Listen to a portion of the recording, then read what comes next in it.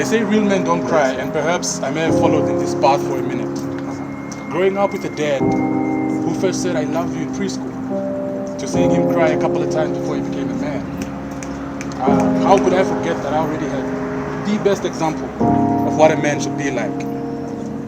John 11 verse 35, Jesus wept. And no, this is not a Christian piece, so don't lose me yet. From parenting to fatherhood, Dad was what you'd say a forward thinker, a visionary of some sort. The first person to be intentional with his life and love thing.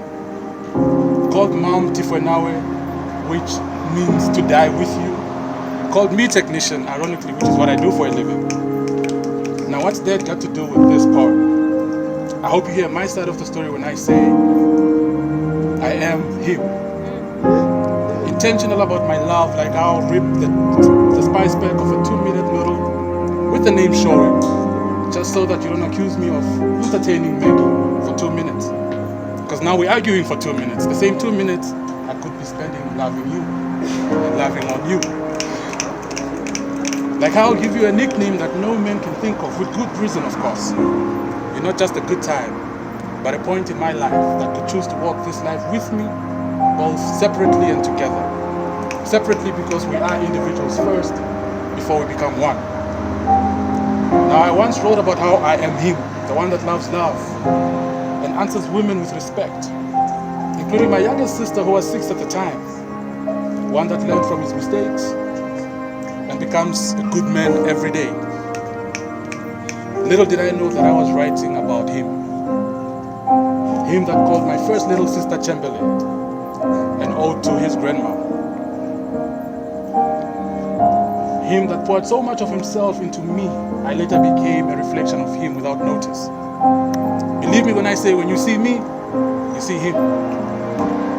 In another written I said, loved loud and loved silently, loved secretly and loved publicly. No formula has ever worked for an old school lover's heart like mine that's damn near close to giving up on love. In an age where all we do is fake our feelings. Opened up, closed off, shared too much, said too little, manned up, toughened up. But hearts still got broken, feelings hurt. And now nothing but the fear of love and vulnerability reigns over fantasies of a love that only exists on saved folders. You tried playing the game, but hey, found yourself being bored and longing for nothing but exclusivity, loyalty, and a love spending years for decades and decades to come. My dad loves, he cries, he makes mistakes, he prays, he learns, he wins, he tries again, he never gives up. He reinvents himself. And I hope you hear my side of the story when I say I am him. The one whose love you weren't ready for and will never forget. Whose patience and kindness mistaken for weakness. But pound for pound, no next will ever match up, and that's facts. No, this isn't arrogance. Not at all. It's confidence given both by him and him. I don't think you heard me. It's confidence given by both him and him. My script can be understood by those blinded by the lights I switch on. This was my side of the story. And perhaps I should have written it in Braille, because then it would have been felt a little different.